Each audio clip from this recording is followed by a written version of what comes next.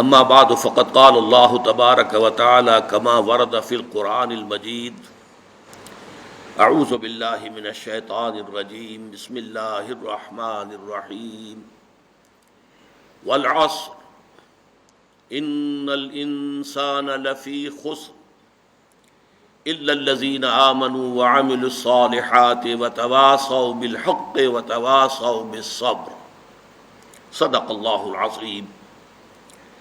رب اشرح لی صدری ویسر لی امری واحلل عقدۃ من لسانی یفقہوا قولی۔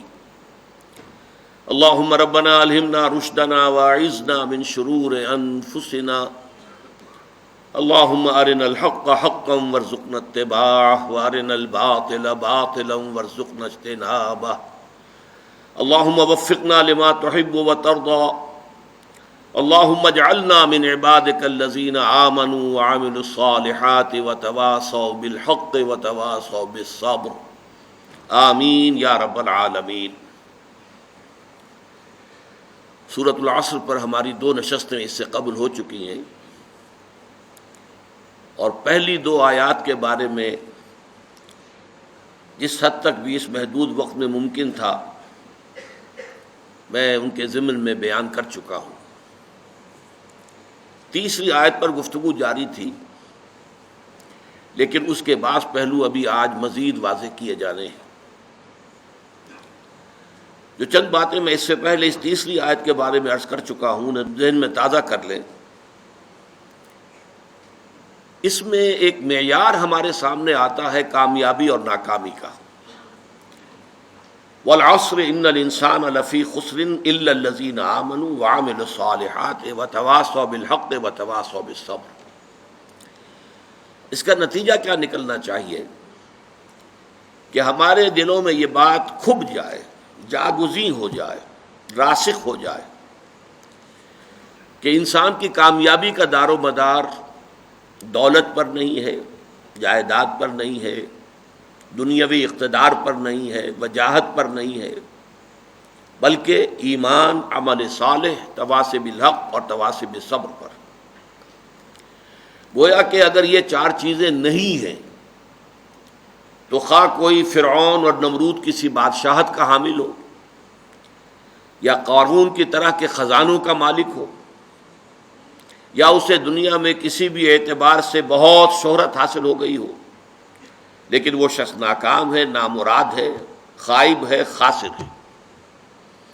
البتہ جس کے ہاں یہ 4 چیزیں موجود ہوں، وہ خواہ مفلس ہو، قلاش ہو، کسی جھونپڑی میں رہتا ہو، چٹائی پر سوتا ہو، اسے کھانے کے لیے بھی مناسب غذا میسر نہ ہو، گمنام ہو، کوئی اسے جانتا نہ ہو، لیکن وہ کامیاب ہے، کامران ہے، وہ مفلحین میں سے ہے، راشدون میں سے ہے، فائزون میں سے ہے۔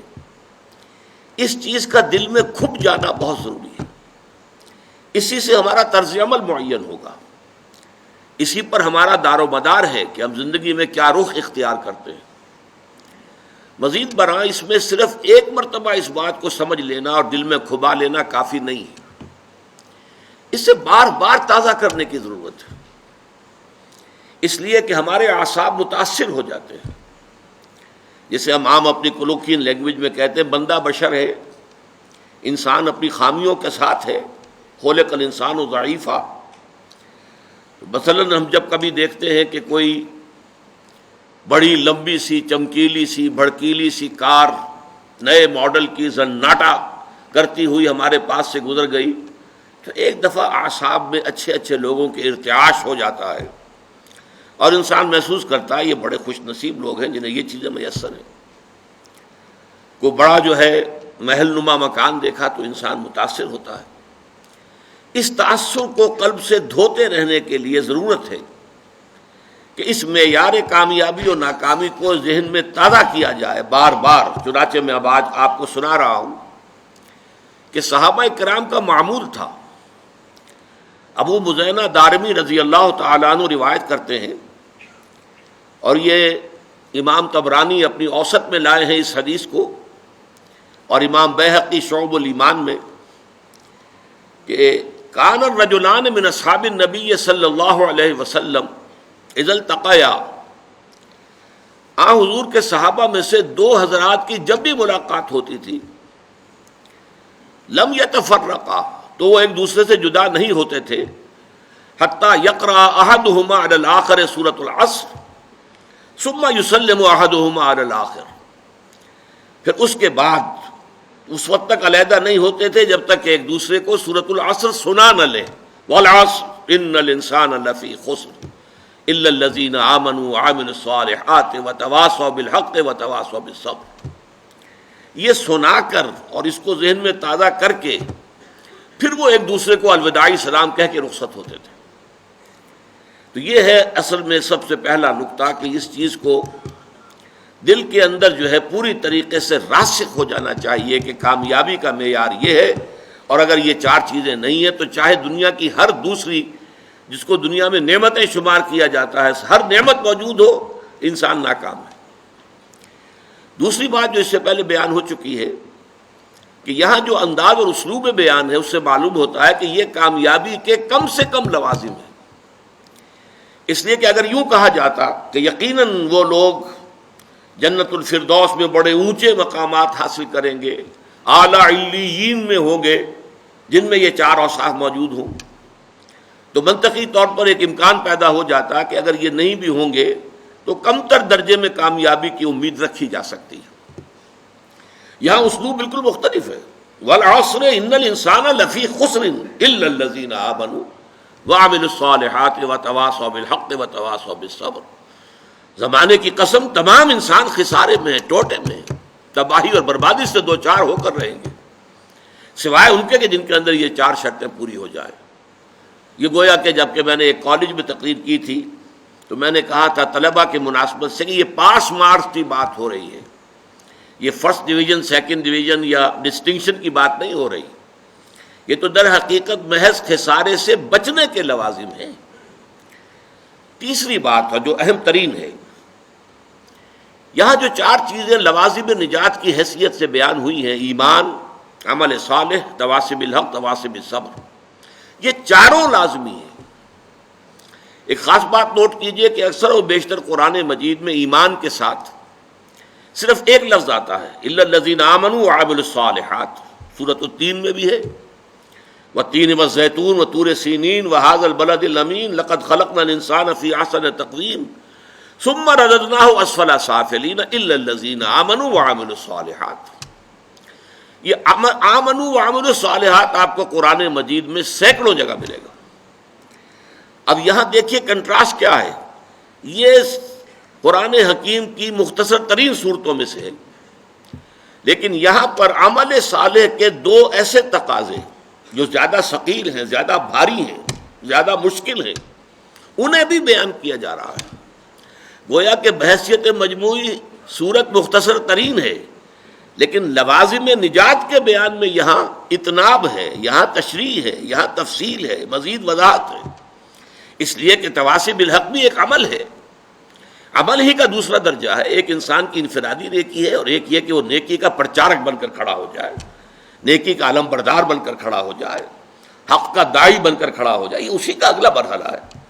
اور دعوت ہو، تبلیغ ہو، امر بالمعروف ہو، نہی عن المنکر ہو، یہ بھی تو عمل ہی ہے نا۔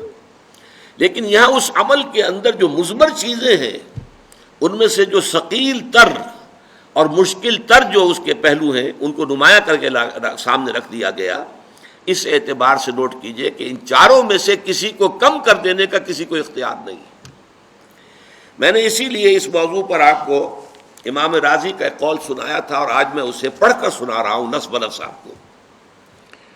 امام رازی اپنی تفسیر کبیر میں سورۃ العصر کی تفسیر میں لکھتے ہیں، هذه الآیۃ فیہا وعید شدید، اس آیت مبارکہ میں بڑی شدید وعید ہے، بڑی زبردست دھمکی ہے اللہ تعالیٰ کی طرف سے۔ وذالک بانہ تعالی، اور یہ اس لیے کہ اللہ تعالیٰ نے حکم بالخسار علی جمیع الناس، اللہ نے تو فیصلہ کر دیا خسارے کا، بربادی کا، تباہی کا تمام انسانوں کے لیے، جمیع الناس، الا من کان آتیا بہذہ الاشیاء الاربعۃ، سوائے ان کے، یہ مستثنا ہے۔ عام قانون جو ہے وہ تو وہی ہے کہ تمام انسان خسارے سے دوچار ہوں گے، لیکن یہ ہے کہ اس میں مستثنیٰ کون ہوں گے کہ جو ان 4 شرائط کو پورا کرے.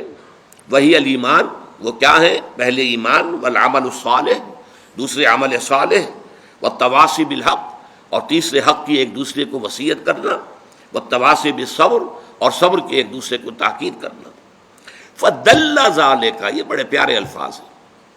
تو اس سے دلالت ہمیں ملی، اس سے رہنمائی ملی، اس سے یہ نتیجہ نکلتا ہے فدل ذالک علی ان النجاۃ معلقۃ بمجموع هذه الامور، کہ نجات کا دار و مدار ان 4 چیزوں کے مجموعے پر ہے. وَأَنَّهُ كَمَا يَلْزَمُ الْمُكَلَّفَ تَحْصِيلُ مَا يَخُصُّ بِنَفْسِهِ، اس لیے کہ جہاں مکلف جو ہیں، جو انسان اللہ تعالیٰ کی طرف سے جو رسپانسبل ہیں، جن کو جواب دہی کرنی ہوگی قیامت میں، جہاں ان پر کچھ چیزیں ایسی لازم ہیں، فرض ہیں، جو ان کا اپنی ذات کے ساتھ متعلق ہے. سچ بولو، جھوٹ نہ بولو، یہ انسان کا ذاتی فعل ہے. دھوکہ نہ دو، کہیں پر وعدہ خلافی نہ کرو، ذاتی فعل ہے. نماز ادا کرو، زکوٰۃ ادا کرو، ذاتی فعل ہے. تو جس طرح دین میں اللہ تعالیٰ کی طرف سے وہ چیزیں فرض کی گئی ہیں جن کا تعلق انسان کی ذات کے ساتھ ہے، فَكَذَلِكَ يَلْزَمُهُ فِي غَيْرِهِ أُمُورٌ، اسی طرح انسان پر لازم ہے دوسروں کے ضمن میں کچھ باتیں. دوسروں کے ضمن میں کیا باتیں ہیں؟ مِنْهَا الدُّعَاءُ إِلَى الدِّينِ، اس میں سب سے پہلی بات یہ ہے کہ لوگوں کو دین کی دعوت دی جائے، دین کی طرف بلایا جائے. ادعو الی سبیل ربک بالحکمت والموعظۃ الحسنۃ وجادلہم باللتی احسن. اب اصل زور کس پر ہے؟ یہ لازم ہے، یلزم، لازم ہے، یہ فرض ہے، یہ اضافی نیکی نہیں ہے. عام طور پر ہمارا تصور یہ ہے کہ یہ تو بڑے اونچے نیکی کے کام ہیں، عام آدمیوں کے کرنے کی باتیں نہیں ہیں، بلکہ اس سے بھی بڑھ کر جو ہمارے ہاں مغالطہ ہے وہ تو یہ کہ یہ تو علماء کے کرنے کے کام ہے، یہ عام مسلمانوں کے کرنے کا کام نہیں ہے. انہی مغالطوں کو رفع کرنا در حقیقت یہ منتخب نصاب جس کا کہ سلسلہ وار درس ان مجالس میں ہو رہا ہے، اس کا مرکزی مقصد یہی ہے. قرآن مجید سے یہ بات سامنے آ جائے کہ بحیثیت مسلمان ہمارے فرائض کیا ہیں، ہم کن چیزوں کے لیے مکلف ہیں عند اللہ، اللہ تعالیٰ کی طرف سے کن کن چیزوں کی ذمہ داری ہمارے اوپر ڈالی گئی ہے جن کا کہ محاسبہ ہوگا قیامت کے دن. تو اس میں یہ ہے کہ کما یلزم، وہ چیزیں فَأَنَّهُ كَمَا يَلْزَمُ الْمُكَلَّفَ تَحْصِيلُ مَا يَخُصُّ نَفْسَهُ فَكَذَلِكَ يَلْزَمُهُ فِي غَيْرِهِ أُمُورٌ مِنْهَا الدُّعَاءُ إِلَى الدِّينِ، دین کی دعوت دینا، والنصیحہ، نصیحت ہے، تاکید ہے، وصیت ہے، اچھی بات کا کہنا ہے. والامر بالمعروف والنہی عن المنکر، اور امر بالمعروف اور نہی عن المنکر ہے. یہ چیزیں بھی لازم ہیں، یہ ضروری ہے. اصل میں یہ بات میں چاہتا ہوں آپ اچھی طرح سمجھ لیں. ہماری امت میں جو زوال آیا ہے اس کے اسباب تو بہت سے ہیں، لیکن یہ کہ اس کا ایک بہت بڑا مظہر کیا ہے، وہ یہ ہے کہ ہماری امت کی عظیم اکثریت یہ سمجھتی ہے، مانتے تو ہیں جنت کو، دوزخ کو، محاسبہ اخروی کو، لیکن یہ کہ سمجھتے ہیں کہ جب ہم مومن ہیں، جب مسلم ہیں تو مومن ہیں تو نجات تو ہماری ہو جانی ہے. یہ تصور جیسے یہود میں عام ہو گیا تھا، لن تمسنا النار الا ایاما معدودات یا معدودہ، 2 جگہ قرآن میں یہ مضمون آیا ہے، ہمیں تو آگ چھو ہی نہیں سکتی مگر گنتی کے چند دن. تو ہم بھی کہتے ہیں ہمارے شاعروں نے اس تصور کو اتنا بڑھایا ہے، اسیاں سے کبھی ہم نے کنارہ نہ کیا، پر تو نے دل آزردہ ہمارا نہ کیا. ہم نے تو جہنم کی بہت کی تدبیر، لیکن تیری رحمت نے گوارا نہ کیا. یہ قرآن مجید کے مطابق تو یہ بات صحیح نہیں ہے. جہنم کی تدبیر کرو گے تو جہنم ہی میں جاؤ گے.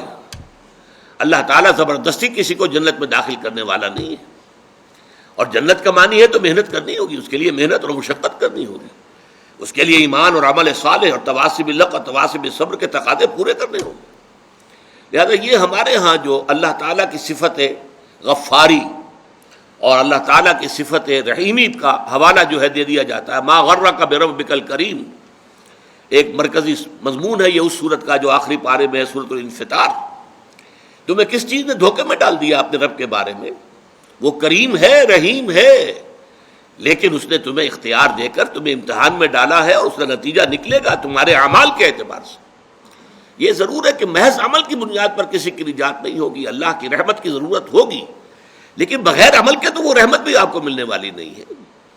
اپنی سی محنت کر کے اللہ تعالیٰ کی رحمت کا اپنے آپ کو مستحق ثابت کرو، پھر وہ رحمت خداوندی جو ہے دستگیری کرے گی۔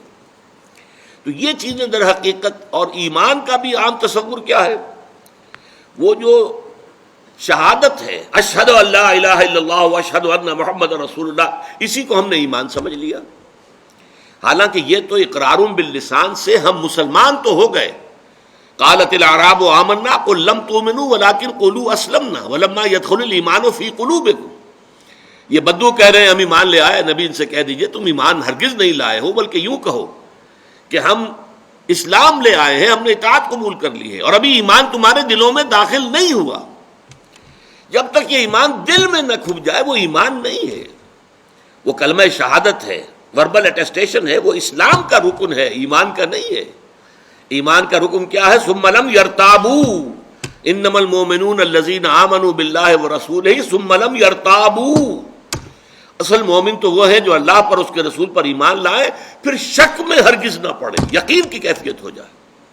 پھر عمل صالح، جیسا کہ میں نے کہا قرآن مجید میں شاذ آپ کو بڑا تلاش کرنے کے مقام تلاش کرنا پڑے گا جہاں کہ ایمان کے ساتھ عمل صالح کی شرط موجود نہ ہو، وہ لازم و ملزوم کی طرح ہوتے ہیں۔ پھر یہ تواصی بالحق اور تواصی بالصبر ہے۔ تو یہ تمام چیزیں لازم ہیں، اور ان کے لزوم کو در حقیقت ذہن نشین کرنا، جیسا کہ میں نے عرض کیا کہ اس کی ہمارے اس منتخب نصاب کے درس کا مرکزی ہدف یہی ہے، ٹارگٹ یہی ہے کہ ہمارا جو تصور ہے فرائض دینی کا وہ بدل جائے۔ اب دیکھیں ان چاروں چیزوں کے اندر در حقیقت یہ چار چیزیں نہیں ہیں، بلکہ یہ ایک ہی سلسلے کی چار کڑیاں ہیں، ایک سے دوسری شے خود بخود برآمد ہوتی ہے۔ میں اس کو ایک بڑی سادہ سی مثال سے پہلے سمجھاؤں۔ دیکھیے دنیا میں کوئی معاملہ آپ کے سامنے آتا ہے، فرض کیجئے کہ کوئی جھگڑا ہے، کوئی تنازع ہے، کوئی قضیہ ہے۔ پہلا کام، اگر آپ واقعتاً شریف انسان ہیں، مضبوط سیرت و کردار کے مالک انسان ہیں، صاحب کردار انسان ہے، تو پہلا کام کیا ہوگا کہ آپ اصل حقیقت تلاش کریں، امکانی حد تک کہ مسئلہ ہے کیا، کس کا حق ہے، کون برحق ہے، کون جو ہے اس کا حق ثابت ہوتا ہے۔ تو پہلے یہ ہے تفتیش، تحقیق، کہ حقیقت معلوم ہو جائے۔ ثانیاً اب جو حقیقت آپ پر منکشف ہو، اب اسے قبول کرنا دل سے، اور اگر اس کا کوئی اثر آپ کی ذات پر بھی پڑتا ہو تو اس کو عملاً اختیار کرنا۔ فرض کیجئے کہ اس معاملے میں کوئی ایسا پہلو نکل آیا ہے جس کی زد خود آپ پر پڑ رہی ہے، تو اس لیے کہ مجھ پر زد آ رہی ہے یا میرے والدین پر آ رہی ہے، میرے رشتہ داروں پر آ رہی ہے، اگر غض بصر کریں گے، صرف نظر کریں گے، تو معلوم ہے سیرت اور کردار نام کی کوئی شے نہیں ہے، پھر بودا انسان ہے، کوئی حیثیت نہیں۔ جیسے کہ قرآن مجید میں سورہ نساء میں فرمایا گیا، یا ایھا الذین آمنوا کونوا قوامین بالقسط شہداء للہ ولو علی انفسکم او الوالدین والاقربین۔ اے ایمان والو، کھڑے ہو جاؤ عدل کے علم بردار بن کر، اللہ کے لیے گواہی دینے والے بن کر، اور چاہے کوئی معاملہ ایسا ہو کہ جو تمہارے خلاف جا رہا ہو، تمہارے والدین کے خلاف جا رہا ہو، تمہارے رشتہ داروں کے خلاف جا رہا ہو، عدل کا دامن ہاتھ سے نہیں چھوڑنا۔ اسی طرح فرض کیجئے کوئی فیصلہ جو ہے صحیح بات، اس سے آپ کے کسی دشمن کو فائدہ پہنچ رہا ہے، اب یہاں اس وجہ سے نہ رک جائیں۔ یا ایھا الذین آمنوا، یہ سورہ مائدہ میں ہے، کونوا قوامین للہ شہداء بالقسط ولا یجرمنکم شنآن قوم علی الا تعدلوا اعدلوا هو اقرب للتقوی۔ دیکھو کہیں ایسا نہ ہو کسی کی دشمنی تمہیں زیادہ عدل سے اور زیادہ حق سے منحرف کر دے، اس لیے کہ دشمن کو فائدہ پہنچ رہا ہے تو یہ بات میں کیسے کہہ دوں؟ نہیں، دشمن کو فائدہ پہنچ رہا ہو یا اپنے کو نقصان پہنچتا ہو، جو حق ہے اسے بیان کرنا ہے اور اسے قبول کرنا ہے، اگر واقعی سیرت و کردار کا حامل انسان ہے۔ تیسرے درجے میں یہ کہ اس کا واشگاف اعلان کرو، ڈنکے کی چوٹ اعلان کرو۔ اور چوتھے یہ کہ اگر اس میں کوئی ریزنٹمنٹ ہوتی ہے، کوئی فریق جو ہے آپ کے خلاف کوئی اقدام کرتا ہے، کوئی پروپیگنڈا کرتا ہے، کوئی آپ کے خلاف جو ہے کوئی اور ایسی تدبیر کرتا ہے جس سے نقصان پہنچ سکتا ہے، تو ڈر کر خاموش نہیں ہو جانا، بلکہ یہ کہ وہ سارے خطرات کو برداشت کرتے ہوئے مردانہ وار جو حق بات ہے اسے کہنا ضرور ہے، اور اگر اس میں کوئی تکلیف آ رہی ہے تو اس کو جھیلنا ہے۔ یہ خود بخود جو ہے، یہ 4 قدم جو ہے، اگر انسان صاحب کردار ہے، اگر اس میں واقعتاً سیرت اور کریکٹر نام کی کوئی شے، تو یہ خود بخود ہوگا کہ ہر شے کی حقیقت تلاش کرو۔ نمبر 2، اس کو قبول کرو، اور اس کا کوئی عملی تقاضا ہے تو اس کو پورا کرو، اس کا اعلان کرو ڈنکے کی چوٹ، اور اگر اس میں تم پر کوئی تکلیف آئے تو جھیلو، برداشت کرو، مردانہ وار کھڑے ہو جاؤ۔ یہ 4 چیزیں میں نے آپ کو عام دنیاوی معاملات کے اعتبار سے بتائی کہ یہ ایک دوسرے کا منطقی نتیجہ ہے۔ یہ تو میں نے بہت گراؤنڈ لیول پر بات کی، اب ذرا بہت اونچی سطح پر بات کریں گے۔ دیکھیے، ہر ذی شعور انسان کے لیے سب سے پہلا مسئلہ جو دنیا میں آتا ہے وہ یہ ہے، میں کون ہوں، کہاں سے آیا ہوں، یہ کائنات کیا ہے؟ آیا یہ ہمیشہ سے ہے یا ہمیشہ رہے گی، یا یہ کہ کسی وقت کریٹ کی گئی ہے، تخلیق کی گئی ہے اور کسی وقت ختم بھی ہو جائے گی؟ اگر کریٹ کی گئی تو کریٹر کون ہے، خالق کون ہے؟ میرا اس کے ساتھ رابطہ کوئی ہو سکتا نہیں ہو سکتا؟ پھر یہ کہ میرے اندر خیر اور شر کے کچھ رجحانات تو ہیں، لیکن آیا یہ مستقل ویلیوز ہے یا ایسے ہی صرف میری سوچ ہے؟ نتھنگ از گڈ اور bad, only thinking makes it so, یا کچھ اور معاملہ ہے؟ علم کیا ہے، کہاں سے علم حاصل کریں؟ یہ فلسفے کے بڑے چوٹی کے مسائل ہیں۔ ایپسٹیمولوجی ہے، ایتھکس ہے، اور یہ کہ میٹا فزکس ہے۔ یہ تمام مسائل دنیا میں آتے ہیں ہر باشعور انسان کے۔ یہ دوسری بات ہے کہ اکثر لوگ بے شعور ہوتے ہیں۔ وہ یہ کہ ہر معاشرے میں جس میں آنکھ کھولی اس میں جو کچھ بھی لوگ مان رہے ہیں انہوں نے مان لیا۔ 100 خداؤں کو مان رہے ہیں، 100 کو مان لیا، چلو گاڑی چلاؤ۔ کوئی جو بھی ان کے تصورات اور عقائد اختیار کر لیا اور چل پڑے، بھیڑ چال۔ لیکن یہ کہ ہمیشہ آپ نے دیکھا کچھ نہ کچھ لوگ دنیا میں ایسے رہے کہ جنہوں نے محض اس وجہ سے کسی شے کو ماننے کے لیے تیار نہیں ہوئے کہ چونکہ لوگ مانتے ہیں۔ They wanted to know it for themselves۔ ہم خود تحقیق کریں گے، تفتیش کریں گے، غور و فکر کریں گے۔ اب اس میں سوچئے، اگر کسی کا دل ان سوالات کے ان جوابات پر مطمئن ہو جائے جو انبیاء کرام نے دیے۔ انبیاء کرام نے کیا جواب دیے؟ سب نے دیا ایک ہی جواب، سب کا۔ شریعتیں مختلف ہیں، منہاج مختلف ہے، ان سوالوں کا جواب ایک ہی ہے۔ یہ کائنات نہ ہمیشہ سے ہے نہ ہمیشہ رہے گی، ایک وقت معین پر اس کی تخلیق ہوئی ہے، ایک اجل مسمى، ایک وقت معین تک کے لیے۔ اس کا ایک خالق ہے اللہ، وہ واحد ہے اپنی ذات میں، صفات میں کوئی شریک نہیں اس کے۔ لا ضد لہ ولا ند لہ ولا مثل لہ ولا مثال لہ ولا مثیل لہ، کوئی اس جیسا نہیں۔ ولم یکن لہ کفوا احد، لم یلد ولم یولد۔ اس نے کائنات پیدا کی، اسی نے انسان کو پیدا کیا، انسان کو اشرف المخلوقات بنایا، فرشتوں کو اس کے سامنے جھکوا دیا، اور پھر انسانوں کی رہنمائی کے لیے ایک تو نیکی اور بدی کا علم الہامی طور پر اس کے اندر رکھ دیا، اور اس کے علاوہ اس نے اپنے نبی بھیجے، کتابیں بھیجی، شریعتیں نازل کی، رسول بھیجے۔ ان سارے جوابات کو مان لینا جو ہے یہ پہلا قدم ہے جس کا نام ایمان ہے۔ اب جس شخص نے یہ جوابات تسلیم کیے، مان لیا، اس کے لیے لازم ہوگا کہ اللہ کے احکام مانے، یہ منطقی نتیجہ ہے۔ لازم ہوگا کہ رسول کے بتائے وہ راستے پر چلے، لازم ہوگا کہ اپنے آپ کو اللہ کے غضب سے اور عذاب سے اور جہنم سے بچانے کی فکر کرے، یہ عمل صالح ہے۔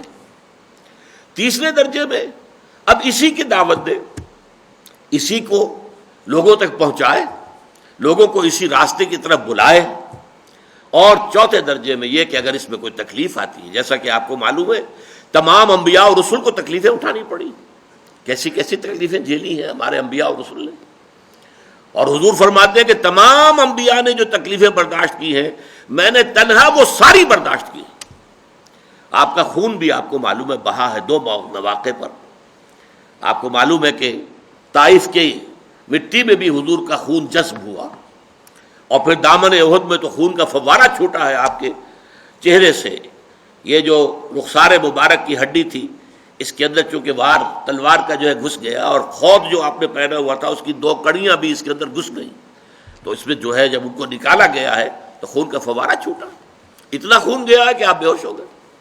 تو تکلیفیں جھیلو، حق کے لیے، بھلائی کے لیے، عدل کے لیے، انصاف کے لیے، یہ ہے راستہ الا الذین آمنوا وعملوا الصالحات وتواصوا بالحق وتواصوا بالصبر. اب اس میں ذرا باہمی جو ربط ہے ان کا وہ بھی سمجھ لیجئے. ایمان اور عمل صالح کے ربط پر تو میں پچھلے اپنی نشست میں کچھ احادیث آپ کو سنا چکا ہوں. ایمان جب تک صرف ٹپ آف دی ٹنگ پر ہے، اقرار باللسان، عمل جدا ہو سکتا ہے، قول کچھ اور ہوگا عمل کچھ اور ہوگا. لما تقولون ما لا تفعلون، اسی پر ڈانٹ پلائی گئی ہے سورہ صف میں، یا ایھا الذین آمنوا لما تقولون ما لا تفعلون، اے ایمان والو کیوں کہتے ہو جو کرتے نہیں ہو. کبر مقتا عند اللہ ان تقولوا ما لا تفعلون، اللہ کے نزدیک اس کے غضب کو بھڑکانے والی بات ہے یہ کہ تم کہو وہ جو کرتے نہیں ہو. تو جب تک تو صرف ٹپ آف دی ٹنگ پر ہے، صرف اقرار باللسان کا درجہ ہے ایمان کا، تو عمل علیحدہ قول علیحدہ، یہ متضاد ہو سکتی ہیں دونوں چیزیں. لیکن جب ایمان دل میں گھس جاتا ہے تو پھر ظاہر بات ہے کہ اس دل کے تابع ہے انسان کی پوری شخصیت. اس کے بعد کیا ہوگا؟ پھر عمل اس کے تابع ہو جائے گا، عمل اس کے مطابق ہوگا. عمل لازماً جو ہے، کیسے ہو سکتا ہے کہ یقین ہو دل میں اور اللہ کا حکم جو ہے انسان توڑ رہا ہو؟ یقین ہو کہ مر کے اللہ کے حضور میں حاضر ہونا ہے اور پھر اس کے احکام جو ہیں اس کی خلاف ورزی کی جا رہی ہے. ایک کانسٹیبل کھڑا ہوتا ہے چوک پر تو آپ کی گاڑی سائیکل ہو یا موٹر سائیکل ہو یا کار ہو ٹھیک جگہ جا کر کھڑی ہو جاتی ہے. اور اگر کوئی کانسٹیبل نہیں ہے تو دائیں بائیں دیکھ کر کے کوئی ٹریفک نہیں ہے، اچھے اچھے لوگ جو ہیں وہ اشارہ توڑ جاتے ہیں. تو اگر کسی کو یقین ہو اللہ ہے اور ہر آن مجھے دیکھ رہا ہے، ہر آن دیکھ رہا ہے، چاہے میں 3 پردوں میں ہو جاؤں، میں نے گھر کا مین دروازہ بھی بند کیا ہے، پھر یہ کہ اس کے بعد سارے دروازے کھڑکیاں ان کے اوپر پردے بھی ڈال دیے ہیں، لیکن ایک آنکھ مجھے اب بھی دیکھ رہی ہے. اگر یہ یقین ہو تو کیسے اس کے حکم کی خلاف ورزی ہوگی؟ اس لیے میں نے حدیثیں آپ کو سنائی تھی، لا یزنی الزانی حین یزنی وہو مومن، کوئی زانی حالت ایمان میں زنا نہیں کرتا. کیسے ممکن ہے کہ دل میں ایمان ہو اور زنا ہو رہا ہو؟ ناممکن. پھر وہ دھیلے کی قیمت نہیں اس ایمان کی. کوئی شرابی حالت ایمان میں شراب نہیں پیتا، کوئی چور حالت ایمان میں چوری نہیں کرتا. اسی طرح یہ کہ آپ نے 3 مرتبہ قسم کھائی، واللہ لا یؤمن واللہ لا یؤمن واللہ لا یؤمن، قیل من یا رسول اللہ، خدا کی قسم فلاں شخص مومن نہیں، فلاں شخص مومن نہیں، فلاں شخص مومن نہیں، 3 دفعہ قسم. پوچھا گیا کون؟ آپ نے فرمایا الذی لا یأمن جارہ بوائقہ، وہ شخص کہ جس کی کج خلقی کی وجہ سے، بد اخلاقی کی وجہ سے اس کا پڑوسی چین میں نہیں ہے، امن میں نہیں ہے. پڑوسی کو ہر وقت اندیشہ ہوتا ہے پتہ نہیں کیا کر گزرے گا، یہ میری عزت پر کوئی حملہ کرے گا، کیا کرے گا، کچھ پتہ نہیں. تو وہ شخص مومن نہیں ہے. وہ نمازی ہو، وہ روزے دار ہو، وہ متقی ہو، وہ داڑھی والا ہو، سب کچھ ہو، لیکن یہ کہ اگر پڑوسی امن میں نہیں، چین میں نہیں ہے تو وہ مومن نہیں ہے، نہیں ہے، نہیں ہے، خدا کی قسم نہیں ہے. تو آپ بتائیے ایمان اور عمل صالح کو کیسے ایک دوسرے سے جدا کر دیں گے؟ ہاں لیگل لیول پر، at the tip of the tongue, زبان پر جب ایمان ہے تو ہو سکتا ہے عمل اور قول اور، لیکن جب دل میں ایمان آ جائے گا تو پھر ممکن نہیں. اسی طریقے سے یہ تو ایمان اور عمل صالح کا تعلق ہو گیا جو بالکل لازم و ملزوم ہے، جسے آپ اردو محاورے میں کہتے ہیں چولی دامن کا ساتھ ہے، چولی دامن کا ساتھ. اسی طریقے سے 3 اور 4 کو بھی جب دیکھیں گے تو اس کا بھی بالکل واضح طور پر بات ہے کہ ان کے درمیان رشتہ ہے لازم و ملزوم کا. عام قول ہے دنیا میں ٹروتھ از بٹر، عربی میں بھی کہتے ہیں الحق مرن، حق جو ہے کڑوا ہوتا ہے، کوئی شخص سننے کو تیار نہیں. آپ کوئی بچی بات کسی سے کہیے، تنقید کیجئے اس پر، اگر اس نے کوئی غلط حرکت کی ہے تو آپ کو ریزنٹمنٹ کا سامنا تو ہوگا.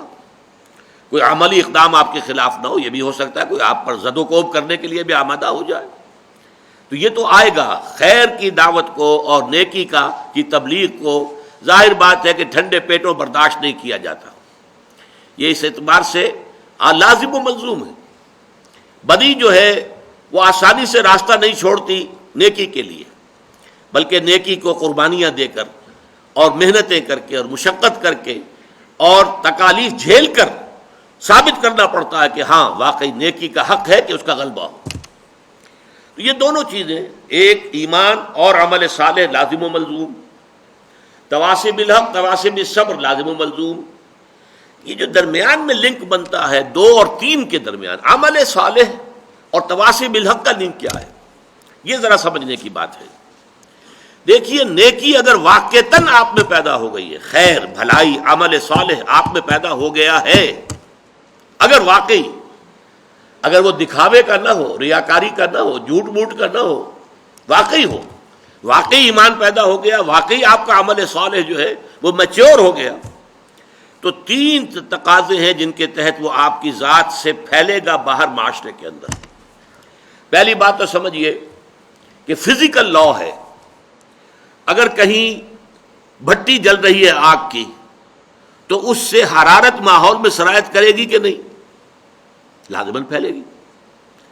اور اگر کہیں برف کی سلیں رکھی ہوئی ہیں اس سے ٹھنڈ ماحول میں سرایت کرے گی کہ نہیں؟ لازماً کرے گی، فزیکل لا ہے نا۔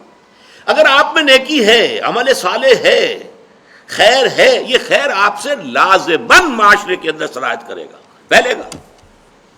جیسے کنٹیجیس ڈیزیز ہوتی ہیں کہ بیماری ایک دوسرے کو لگتی ہے، ایسے یہ خیر، یہ بھلائی جو ہے یہ بھی یقیناً ایک سے دوسرے تک متعدی ہوتی ہے، پھیلتی ہے، جاتی ہے اور سرایت کرتی ہے۔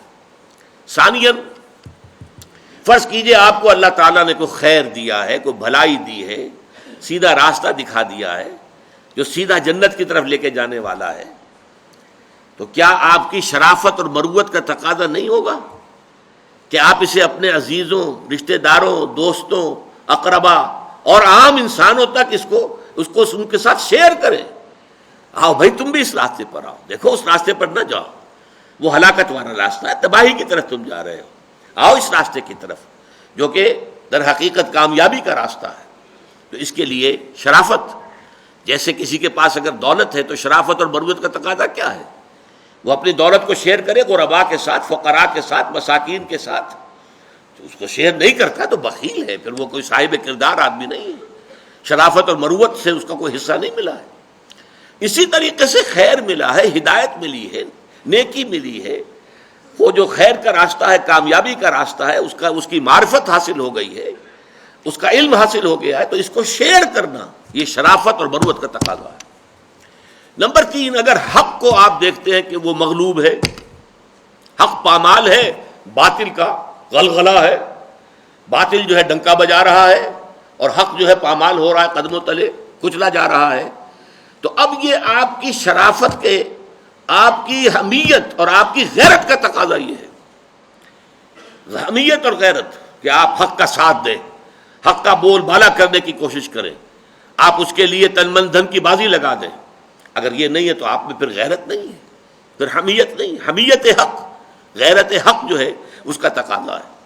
اس اعتبار سے میں نے آپ کے سامنے رکھا کہ یہ چاروں چیزیں ایک دوسرے کا منطقی نتیجہ ہیں، اور اسی لیے میں نے اس کو جو نام دیا ہے کہ یہ در حقیقت صراط مستقیم کے سنگھائے میل ہیں۔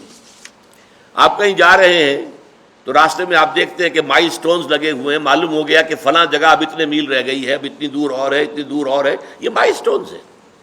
اس سے آپ کو معلوم ہوتا ہے کہ آپ سیدھے راستے پر ہیں، آپ کہیں کوئی غلط موڑ نہیں مڑ آئے ہیں، واقعی یہ اسی رخ پر جا رہا ہے راستہ کہ جو آپ کی منزل ہے۔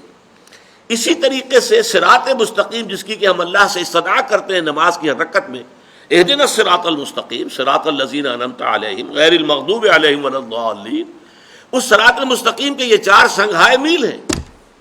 پہلا ہے ایمان، قلبی ایمان، دلی یقین والا ایمان، پرسنل کنوکشن والا ایمان۔ دوسرا ہے نیک عمل، اچھے اعمال، بھلائیاں، خوش خلقی، لوگوں کی خدمت خلق، اللہ کے احکام پر عمل، عبادات کو بجا لانا بہتر سے بہتر انداز میں، جو حقوق جس کے شریعت نے معین کیے ہیں وہ سارے حقوق ادا کرنا، پڑوسی کا حق ہے، والدین کے حقوق ہیں، اولاد کے حقوق ہیں، وہ سارے حقوق ادا کریں۔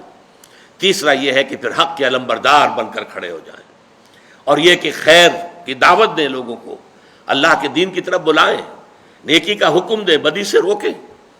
یہ سنگھائے میل ہے۔ اگر ایمان آپ سمجھتے ہیں کہ آپ کو حاصل ہو گیا، نیک عمل نہیں ہو رہا، تو سمجھ لیجئے کہ غلط موڑ مڑ گئے ہیں آپ ایمان کے بارے میں دھوکے میں آ گئے، ایمان ابھی آپ کو حاصل نہیں ہوا۔ اگر ایمان حقیقی ہوتا تو عمل صالح لازماً ہوتا۔ اسی طریقے سے اگر آپ سمجھتے ہیں کہ میں نیک بن گیا، میں نے نیک اعمال اختیار کر لیے، میں نے نیکی جو ہے اور اعمال صالحہ کی تحصیل کر لی ہے، لیکن اس سے اگلا مرحلہ نہیں آتا، دعوت کا مرحلہ نہیں آتا، امر بالمعروف نہی عن المنکر کا مرحلہ نہیں آتا، خیر کی وصیت اور نصیحت کا مرحلہ نہیں آتا، تو سمجھ لیجئے کہ آپ کا اپنا اخلاق جو ہے کہیں اس کو گھن لگ گیا۔ جیسے آپ نے کہیں دیکھا ہوگا بجلی کے بعض ایسے لیمپ ہوتے ہیں یا اس طرح کی جو ہے وہ سکائی کرنے کے لیے بھی ہیٹرز ہوتے ہیں، جن میں اصل میں تو اوپر بجلی کے وائرز میں سے جو ہے حرارت نکل رہی ہوتی ہے، لیکن نیچے نظر آتے ہیں کہ انگارے دہک رہے ہیں، نہیں، نظر تو ایسے آ رہا ہے کہ جیسے انگارے ہیں، اور یہ جو انگارے جو ہیں یہ روشنی دے رہے ہیں اور آگ ہے نہیں وہ۔ ہو سکتا ہے کہ آپ کا عمل صالح بظاہر عمل صالح ہو، حقیقتاً عمل صالح نہیں ہے، اگر وہ آپ کی ذات سے باہر نکل کر معاشرے کے اندر سرایت نہیں کر رہا، اگر اس نے دعوت الی الخیر، اس نے دعوت الی سبیل رب، اس نے امر بالمعروف نہی عن المنکر کا اگر، اور حق کی حمیت، حق کی حمایت، حق کا بول بالا کرنے کے لیے تن من دھن لگا دینا، اگر یہ مرحلہ نہیں آیا تو گویا کہ آپ کا عمل صالح بھی دھوکہ ہے، فریب ہے، حقیقت نہیں۔ دیکھنے میں آگ ہے، حقیقت میں آگ نہیں ہے، دیکھنے میں برف ہے، اصل میں تو یہ شیشے کی سل پڑی ہوئی ہے، یہ حقیقت میں برف نہیں ہے۔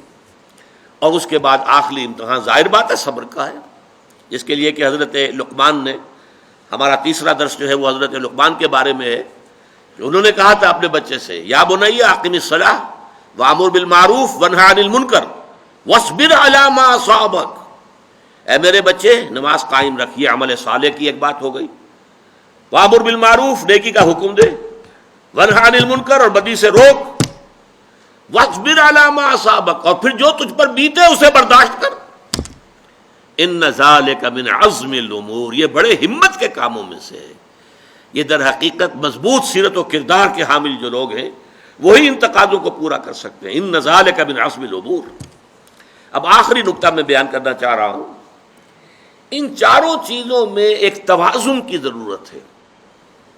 دیکھیے جیسے گراف ہوتا ہے، گراف میں آپ کا ایک طرف جو ہے ہاریزونٹل لائن ہے، ایک طرف ورٹیکل لائن چل رہی ہے۔